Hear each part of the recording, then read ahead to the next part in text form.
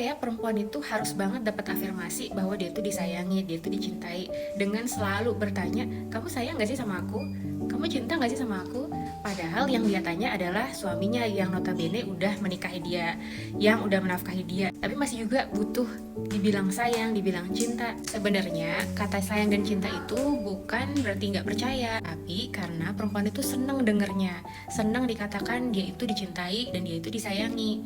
Walaupun perilaku dan tanggung jawab suami itu udah menunjukkan kasih sayang, tapi tetap juga butuh yang namanya kata-kata cinta dan sayang. Allah meletakkan satu organ di dalam tubuh wanita yang disebut rahim, yang artinya yang maha penyayang, yang bersumber dari nama Allah, Ar-Rahman Ar-Rahim, yang maha pengasih dan maha penyayang. Nah, rahim itu dititipkan ke wanita, karena wanita juga kebagian dari sifat maha penyayangnya Allah. Dengan sifat-sifat itu juga Allah menurunkan sifat yang kuat kepada wanita. Walaupun fisiknya lemah, tapi wanita bisa menahan beban yang tidak bisa dipikul oleh laki-laki, seperti beban hamil. Kalau dihitung rate kesakitan antara 1 sampai 10, wanita itu udah sakit sampai level 10. Tapi pas dicoba ke laki-laki level sakit yang sama, ternyata laki-laki nggak sanggup menahan apa yang dialami oleh wanita.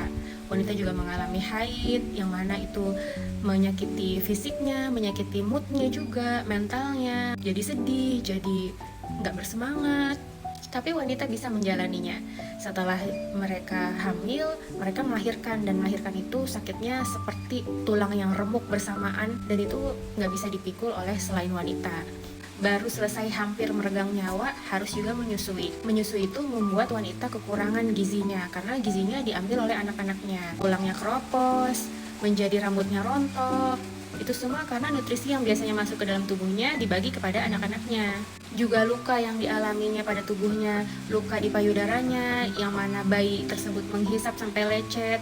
Tapi jika tidak diberikan, maka dia akan sedih karena bayinya akan kelaparan. Jadi dia biarkan luka yang menganga itu terus tergesek oleh lidah sang bayi, demi memberi makan satu manusia.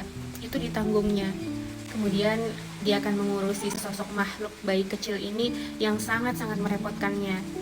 Dari mulai pupnya, pipisnya, tangisannya, menghabiskan waktu tidur malam ibunya. Ketika sudah mulai bisa berjalan, dia memberantakin seluruh isi rumah, dia menumpahkan seluruh cairan-cairan yang ada di rumah.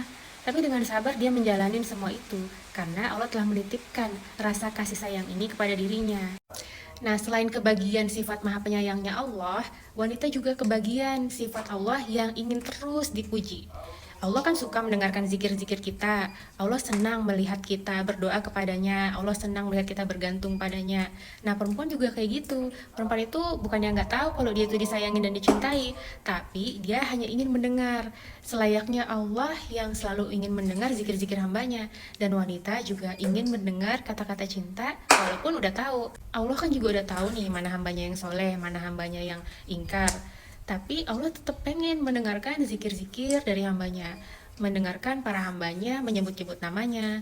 Ya Allah yang maha pengasih, ya Allah yang maha besar, tempat hamba bergantung, Allah yang maha hidup, Allah yang maha mengurus. Allah juga maha pencemburu, dan wanita dapat juga sifat cemburu. Bahkan wanita nggak bisa nutupin rasa cemburunya, tapi wanita bisa menyembunyikan cinta sampai bertahun-tahun, memendam cinta sampai bertahun-tahun. Tapi kalau memendam cemburu nggak bisa, tetap aja amarah itu harus tersalurkan.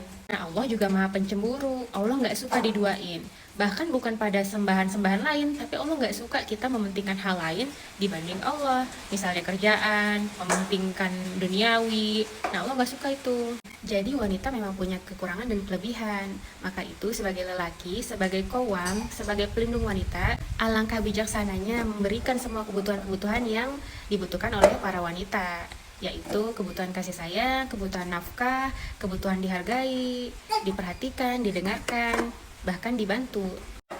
Jadi kalau ditanya, kamu sayang gak sih sama aku? Gak usah dijawab, ya sayanglah kan aku udah nikahin kamu. Jawab aja sesimpel, aku sayang banget sama kamu. Gak ada wanita lain di dunia ini yang lebih aku sayang daripada kamu. Puji dia, kamu yang paling cantik di dunia ini. Kamu yang paling berharga di dunia ini. Aku gak bisa ngejalanin hidup ini tanpa adanya kamu.